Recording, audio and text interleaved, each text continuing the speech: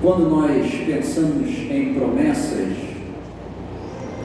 essa palavra ela é uma palavra tão simples, porém ela tem um significado maravilhoso. A palavra promessa quer dizer um compromisso firmado, uma aliança, um voto, alguém que determina uma palavra: eu vou fazer. Ou também existe a promessa incondicional, quando Deus diz que eu vou fazer, eu vou te dar, eu vou agir. E existe a promessa condicional, não é? Se meditares na minha palavra, se andares no meu caminho, se fores fiel, é verdade? Então Deus está colocando uma condição naquela promessa, ou para que aquela promessa se cumpra. Na vida humana também funciona dessa forma. Alguém pode te prometer uma casa, um carro, e incondicionalmente aquela pessoa pode te dar, porque ela prometeu. Porém, existem promessas condicionadas, né? Você trabalha, você recebe. Você não trabalha, você não recebe. Alguém vai dizer: se você for fiel nesse trato, eu vou te dar isso. Isso se chama promessas. E quando nós vemos isso na Bíblia, nós vemos que Deus, Ele fala pouco, e quando Deus fala, Ele cumpre a sua palavra, né? Tem pessoas que acham que Deus, toda hora Ele fala, toda hora Ele usa, toda hora Ele revela, mas Deus, Ele tem compromisso com aquilo que Ele fala. Então nós vamos ver na Bíblia, quando Deus fala, Ele cumpre com a sua palavra. Quantos receberam já a palavra do Senhor? Se Deus já falou contigo nesta noite, levante as suas mãos e glorifica o nome do Senhor, porque se Ele já falou com você, Ele vai cumprir com aquilo que Ele falou.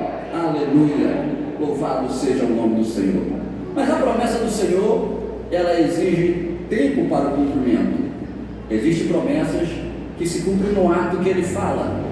Existem promessas que passam pelo teste do tempo, e é isso que nós precisamos entender e aprender um pouco nesta noite. Se você abrir comigo a palavra do Senhor no livro de Eclesiastes, capítulo de número 3, a Bíblia vai dizer: tudo tem o seu tempo determinado, e há tempo para todo o propósito debaixo do céu.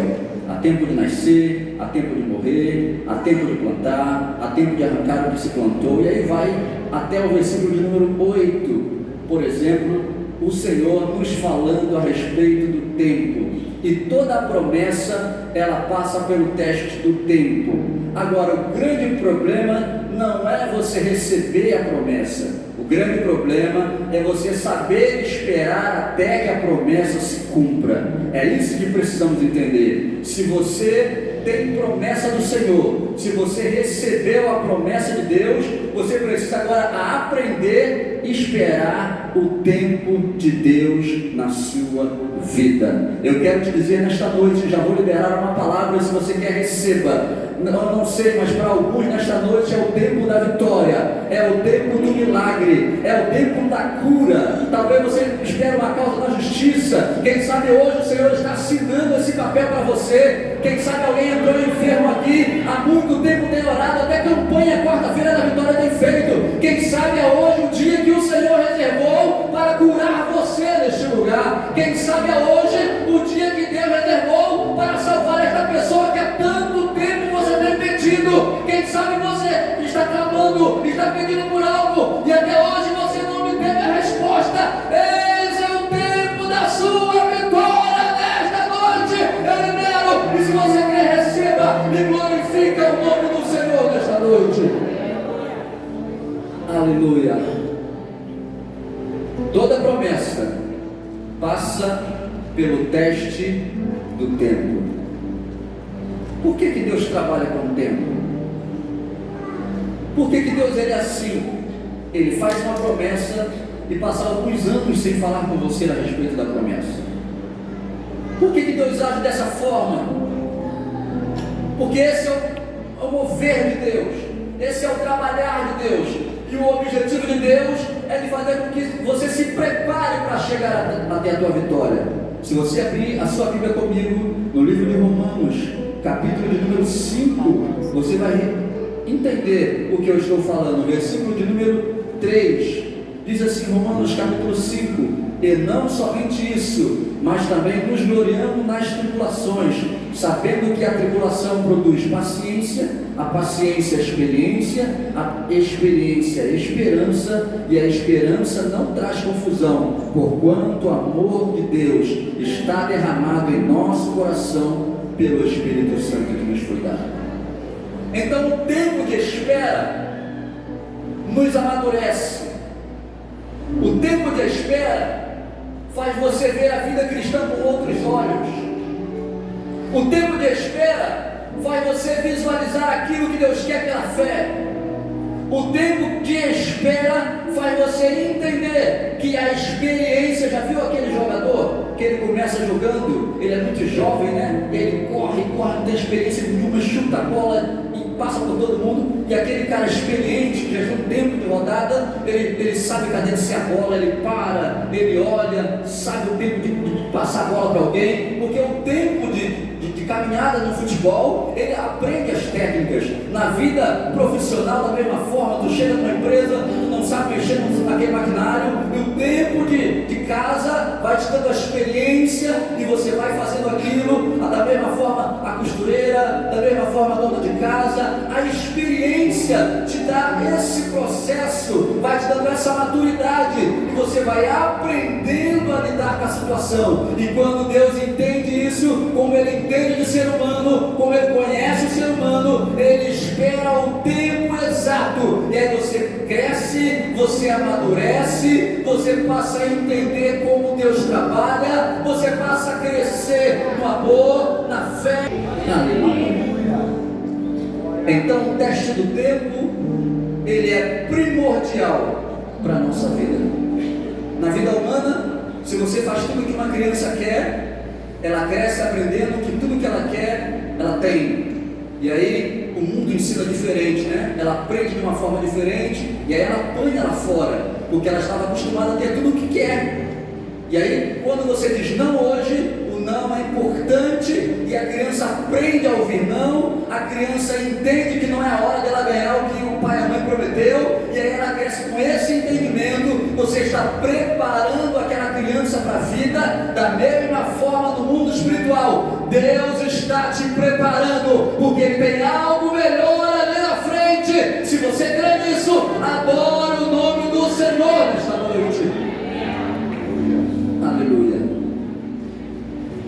E aí nós vamos ver na Bíblia, na palavra de Deus, alguns homens de Deus que passaram por essa experiência. Talvez um dos mais conhecidos se chama Abraão. Abraão, Deus o chamou lá em dos Caldeus, né? Gênesis capítulo 12, a partir do 11, lá no finalzinho do capítulo 11, vai contar a história de Abraão, do seu pai Tera, Naor e Abraão. Aí eles saem de dos Caldeus, vai para Harã, e ali Harã, Deus fala com Abrão, e aí ele sai da sua terra, leva o seu sobrinho Ló, e ali Deus faz-lhe promessas, no capítulo 12 de Gênesis. E aí Deus vai fazer uma aliança com ele, sai da sua terra, sai da sua parentela, vai para uma terra que eu vou lhe mostrar. Abençoareis que te abençoares, amaldiçoareis que te amaldiçoares, em ti serão benditas todas as famílias da terra. Abraão saiu pela fé de uma nação idólatra, de um povo idólatra. Ele vai para um lugar sem saber onde era, que caminho tomar, simplesmente movido pela fé. Simplesmente movido pela fé. E a fé, ela é você crer no impossível, é você ver o invisível. A diferença da vida cristã para a vida humana é essa. Na vida humana você precisa provar, você precisa ver para crer. Na vida cristã você precisa primeiro crer, para depois você ver. Senão você não vê as bênçãos de Deus. Eu creio que Deus está dando bênção aqui nesta noite. Eu creio que milagres estão acontecendo aqui nesta noite. Ainda que não está acontecendo nada visivelmente, você está sentado, eu estou pregando, mas no mundo espiritual Deus está abrindo portas nesta noite. Aleluia. Então Abraão sai deste lugar com a sua família, movido pela fé. E a fé vai acompanhada da obediência. Aí Abraão obedece a Deus, Abraão sai da sua terra, Abraão creu, porém aquela promessa durou 25 anos. Sua esposa estéril, Abraão sai dali com 75 anos. E se você ler Gênesis capítulo 12, eu estava meditando nesse texto, Abraão vai para o Egito, Abraão volta. Aonde Abraão para, Abraão oferece um holocausto ao Senhor. Quando chegou em Betel, depois ele foi para o Egito. Quando ele voltou, oferece o holocausto ao Senhor. O tempo vai passando. Eló se aparta dele, os irmãos conhecem a história. Vem os 3 anjos, e aí conversa com Abraão, e vai destruir Sodoma e Gomorra. O tempo passa, Abraão continuou crendo na palavra, e a Bíblia diz que isso creu Abraão, e isso lhe foi imputado por justiça. Eu quero te dizer nesta noite, ainda que você não esteja vendo, ainda que o irmão do seu lado já recebeu a vitória, ainda que aquele aceitou Jesus ontem, hoje já recebeu, e você está aqui ainda não, hoje é o dia da sua vitória. Se você crê nesta palavra, levante suas mãos, receba a tua vitória e diga glória a Deus.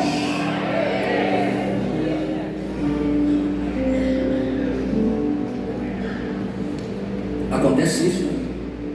O irmão aceita Jesus ontem, já recebe a vitória. Alguém que nem crente faz a campanha e recebe a vitória. Quantas vezes eu já perguntei isso para Deus? Por que a gente está aqui tanto tempo, né? O cara nem conhece Deus, às vezes vai comemorar a causa da justiça na cachaça. Isso acontece. Quantas das vezes nós já questionamos isso com Deus? A gente serve ao Senhor, anda nos caminhos do Senhor, o cara vem na quarta da vitória, é movido pela fé, o pastor lança uma palavra, a fé vem pelo ouvir a palavra, ele recebe a cura, recebe o milagre, e você que serve a Deus não recebe. Aleluia. Isso acontece. Você já fez essa pergunta? Eu já fiz também. Eu sou falho como você, eu sou homem igual você, mas a Bíblia diz que o céu está à nossa espera. Ele recebeu a vitória, e se ele não se converter vai para o inferno. Nós receberemos a vitória tanto aqui, porque um dia o apóstolo Pedro também fez essa pergunta: Senhor, nós deixamos tudo de seguirmos, o que vamos ganhar com isso? Jesus falou, não foi profeta não. Jesus disse: vocês vão ganhar 100% aqui, e a vida eterna. Quantos têm a vida eterna em Cristo Jesus? Alegra o teu coração e glorifica o nome do Senhor. Glória a Deus. Aleluia. E para você que não sabe, nesse processo de 25 anos de espera de Abraão, eu contei a história de Ló. Sara dá a egípcia para que Abraão tenha um filho, achando que é por ele que viria a bênção, que seria a promessa. Para você que não sabe, Abraão também riu quando o anjo falou com ele. Você vai desfolhando a palavra, você vai ver isso, porque o homem é falho, e no tempo da espera nós oscilamos, é verdade.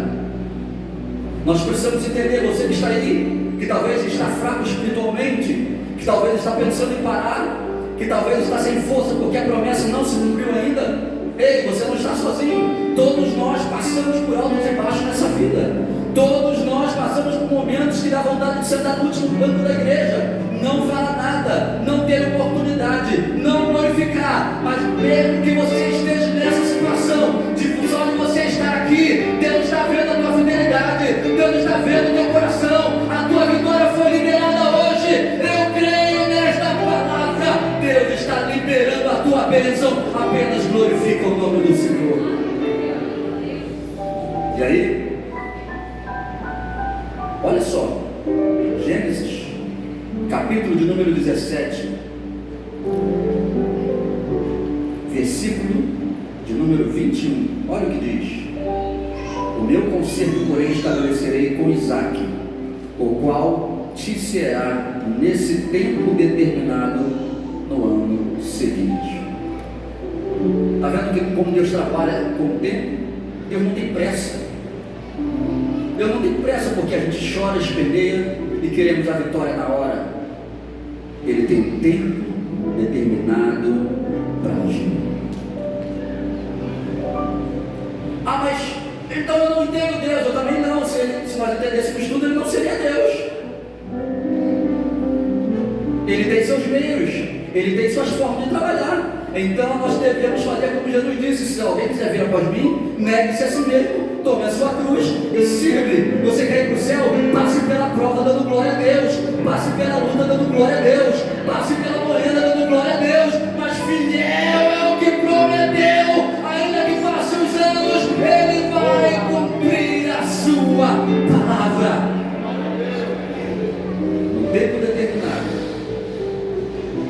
Sara gerou Isaac. Com 100 anos, Abraão cantou o hino da vitória. Valeu a pena esperar, porque através de Isaac, o nosso Salvador, através da nação de Israel, chegou o nosso Salvador. Outro que eu posso aprender muito com ele foi José. Todos conhecem a história de José. Aquele menino teve um sonho entre 14 e 16 anos, aproximadamente 17 anos, se não me falha a memória, que o sol, a lua e 11 estrelas se prostraram diante dele. Era uma promessa de um dia aquele jovem ser importante no propósito de Deus. O tempo se passou, os irmãos conhecem a história de José. Aquele menino é vendido, ele vai como escravo, aonde ele bota a mão, a coisa flui. Ele foi para a casa de Potifar, fluiu. Depois ele foi para o calabouço, e ali foi um dos melhores ali. Até que um dia, olha como Deus tem essas formas de trabalho. Ele pode usar alguém para te abençoar. Ele pode usar um ímpio para te abençoar, porque Ele é Deus. O faraó tem um sonho. Não tinha como José provar sua inocência. Não tinha câmera para provar que ele não tinha feito nada com aquela mulher. Não tinha celular para tirar uma foto e dizer: não, José é inocente, aqui eu tenho a prova. Então automaticamente ele ia morrer no calabouço. Mas quando não tem ninguém, Deus usa alguém lá em cima para te abençoar. O faraó tem um sonho, ninguém consegue interpretar, não conhece a história, e alguém vai se lembrar de José: ei, tem alguém lá no calabouço, lá preso, e ele interpretou o sonho do padeiro do copeiro. Eu estou aqui, se cumpriu exatamente o que ele falou, manda chamá-lo, quem sabe? E aí eu aprendo aqui que nesse tempo nós criamos relacionamentos, amizades, nós aprendemos a nos relacionar com as pessoas. Se José fosse um péssimo amigo, alguém não iria lembrar dele. Se José não fosse exemplo, alguém não iria lembrar dele. E Deus vai usar este moço, e alguém manda chamar José. Agora José está com 30. Faz as contas, pelo menos 13 anos de espera na promessa de Deus. Se nós olharmos para Davi, esse talvez sofreu mais ainda. Foi ungido rei, também adolescente, pelo profeta Samuel. Mas a promessa também se cumpre muito tempo depois. E no decorrer da história de Davi, você vai ver Saul perseguindo pelo menos entre 10 a 15 anos Davi. Saul perseguindo Davi. E aí ele vai para um lado, ele vai para o outro. Todos conhecem a história de Davi. Ele vai para os montes, ele vai para um lugar, ele vai para o outro, até que ele é tão inteligente que ele vai morar aonde há os seus maiores inimigos. A sede dos filisteus era com Davi, porque ele tinha matado Golias. Então o maior objetivo dos filisteus era matar Davi, e Davi vai justamente morar lá na casa dos filisteus. Inteligência, o caminho de fugitivo foi lhe dando experiência,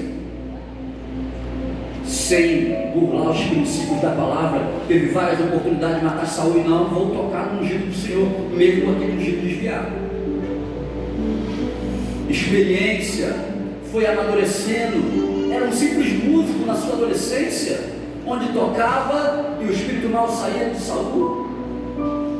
Agora é um homem, e Deus, como Ele é tão maravilhoso, e Ele conhece o ser humano, Ele prova mesmo. Ele começou reinando em Hebron. Ele podia questionar: Senhor, eu fui ungido rei. Vai devagar, Davi. Começou reinando num lugarzinho, num pequeno local, até ser rei de todo Israel. Porque Deus cumpre com a sua palavra. Eu não sei o que Deus falou contigo. Eu não sei o que Deus falou contigo. Talvez tenha gente aqui que tem 10 anos que a promessa ainda não aconteceu. Talvez tenha pessoas aqui que há 5 anos a promessa ainda não aconteceu. Talvez tenha pessoas aqui há 20 anos que a promessa ainda não aconteceu. O Senhor te trouxe aqui nesta noite para ouvir esta palavra. A promessa vai se cumprir. Alegre o teu coração, fiel ao que prometeu. Ele cumpre com a sua palavra.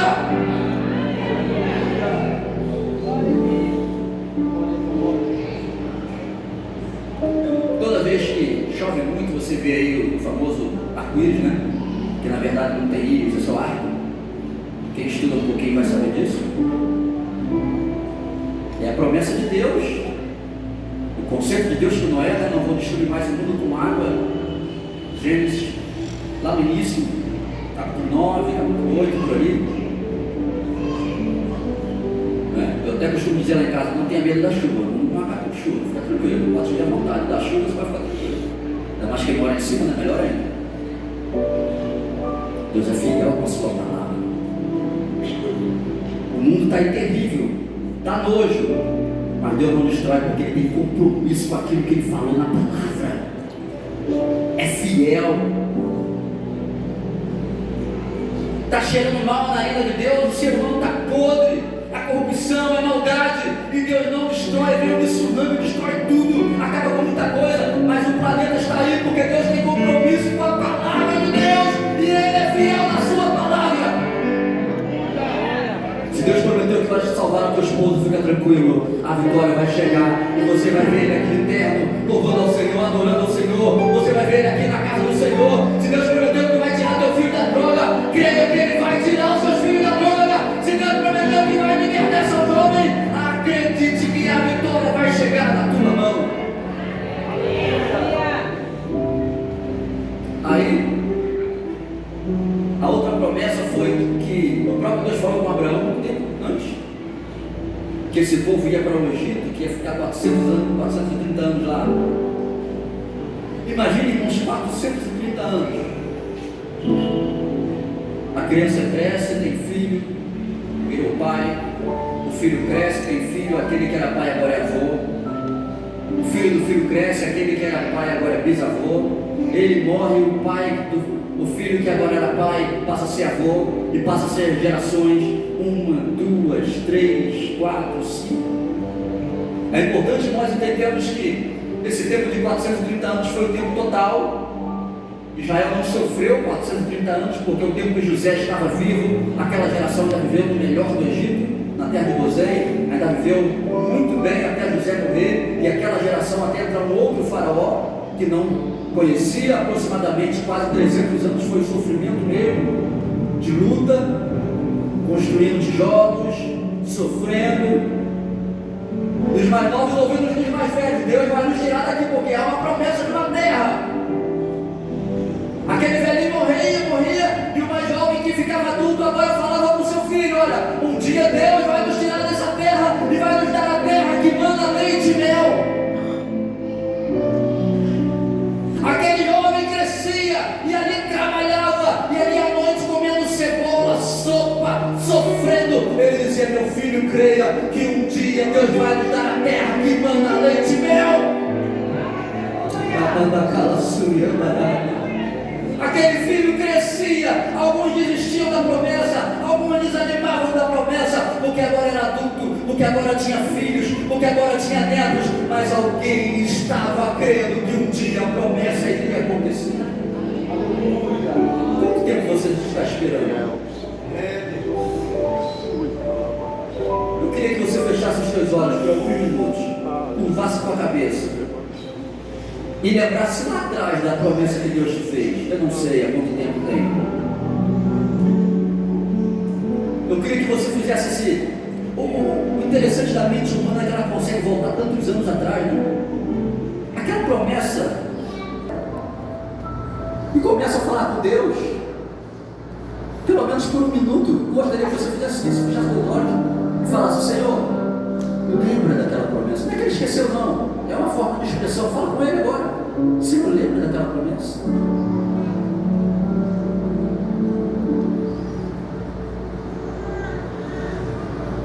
Gostaria que você fizesse isso.